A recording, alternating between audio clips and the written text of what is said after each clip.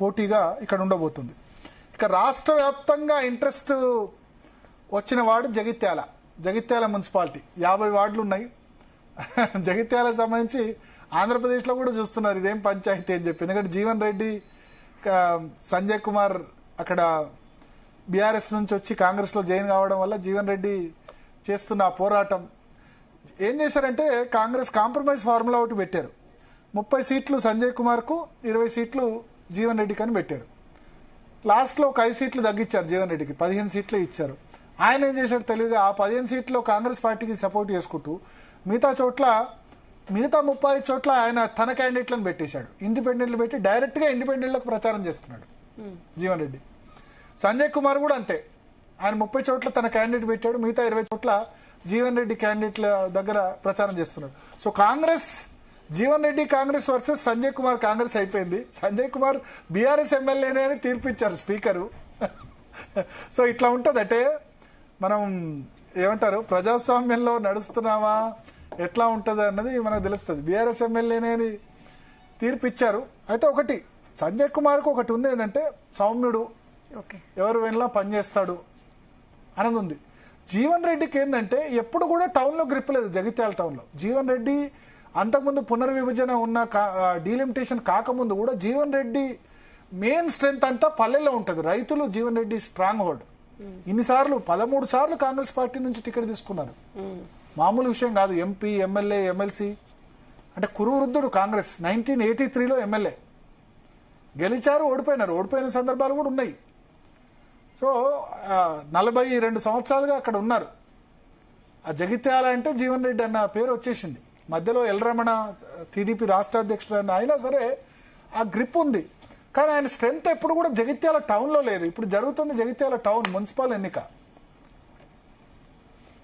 ఆయనకి ఎప్పుడు కూడా పొలాస, లక్ష్మీపూరు, మల్యాల, కొడిమ్యాల, ఇంతకుముందు జగిత్యాల అసెంబ్లీ నియోజకవర్గంలో పార్ట్గా ఉండే రూరల్ ఏరియాస్ ఆయన స్ట్రాంగ్ హోల్డ్. టౌన్ ఆయనకు నెగిటివ్ పాయింట్. సో ఈసారి మరి ఆ సింపతి వచ్చింది ఆయన. ఎందుకంటే సంజయ్ కుమార్ ఇక్కడ జాయిన్ కావడం వల్ల ఆయన ప్రతిసారి నన్ను కాంగ్రెస్ పార్టీలో నన్ను వెలగొడుతున్నారు అని చెప్పి మాట్లాడడం వల్ల కొంత సింపతి జీవన్ రెడ్డి వైపు ఏమైనా వచ్చిందా అన్నది చూడాలి. బట్ సంజయ్ కుమార్ ఆల్సో చాప కింద. జీవన్ రెడ్డి ఏమో మీడియాలో ఎక్కువ మాట్లాడుతున్నారు, సంజయ్ కుమార్ ఎక్కడ మాట్లాడట్లేదు, సైలెంట్గా తన పంతాన్ని చేసుకుపోతున్నారు. మీరు చూడండి. సో మరి చాలా ఇంట్రెస్టింగ్. ఇది కాకుండా భారతీయ జనతా పార్టీ చాలా స్ట్రాంగ్ ఉంది అక్కడ. బోగస్ శ్రావణి పద్మశాలి సామాజిక వర్గానికి సంబంధించిన వ్యక్తి. వీళ్ళిద్దరేమో రెడ్డి వర్సెస్ వెలమ అక్కడ కొట్లాడుతున్నారు. బీసీ ఆమె. మొన్న 42,000 ఓట్లు వచ్చాయి. జీవన్ రెడ్డి ఓడిపోవడానికి బోగస్ శ్రావణి కూడా ఒక కారణం. జీవన్ రెడ్డికి దగ్గరలో ఓట్లు వచ్చాయి. అంటే జగిత్యాల్లో ఒక పద్మశాలి ఉమెన్ చాలా తక్కువ ఫైనాన్షియల్గా, ఆర్థికంగా వీళ్ళంత గట్టిగా కాకపోయినా 42,000 ఓట్లు వచ్చాయి. జీవన్ రెడ్డికి 55, 54 వచ్చాయి. సో కరీంనగర్లో ఇప్పుడు రాష్ట్రంలో ఇప్పుడు జీవన్ రెడ్డి గెలిచుంటే మంత్రి అయ్యేవాళ్ళు కదా, ఈజీగా క్యాబినెట్ మినిస్టర్ అయ్యేవాళ్ళు కదా. ఓడిపోయినారు. ఓడిపోవడానికి కారణం భారతీయ జనతా పార్టీ చాలా చోట్ల అంత తక్కువ ఓట్లు వచ్చిన జగిత్యాల్లో 42,000 ఓట్లు తెచ్చుకున్నారు బోగస్ శ్రావణి.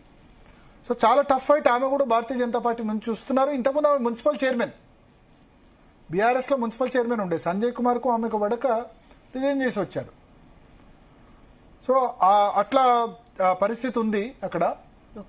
సో దాంతో పాటుగా బీఆర్ఎస్ కు లీడర్ లేడు. దావా వసంత అని జడ్పీ చైర్మన్ ఉన్నారు. కల్వకుంట్ల విద్యాసాగర్ జిల్లా అధ్యక్షుడు చూసుకుంటున్నారు, కానీ పొలిటికల్ లీడర్ లేడు. కాకపోతే జీవన్ రెడ్డి బీఆర్ఎస్ తో టచ్ లో ఉన్నాడని వార్తలు వినిపిస్తున్నాయి. సో లీడర్ లేకపోవడం అక్కడ బీఆర్ఎస్ కు మనకు మైనస్ కనబడుతోంది. ఏదేమైనా ఇక్కడ స్వతంత్రులు ఎక్కువ గెలిచేటట్టున్నారు. జీవన్ రెడ్డి తరపు పెట్టిన స్వతంత్రులు, తర్వాత సంజయ్ కుమార్ స్వతంత్రులు.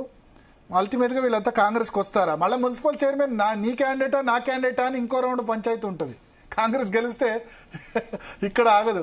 జీవన్ రెడ్డి వర్గీయుడు మున్సిపల్ చైర్మన్ కావాలా, సంజయ్ కుమార్ వర్గీయుడు మున్సిపల్ చైర్మన్ కావాలా అని మళ్ళా అదొక కొట్లాట ఉంటుంది నెక్స్ట్ రౌండ్, ఇప్పుడు రేపటి తర్వాత. సో ఇది ప్రజలకు వినోదం పంచుతుంది. జగిత్యాల మున్సిపాలిటీ ఇప్పుడు రాష్ట్రంలోనే సంచలన మున్సిపాలిటీగా అయిపోయింది. నెక్స్ట్ ధర్మపురి నియోజకవర్గం 15 వార్డులు ఉన్నాయి.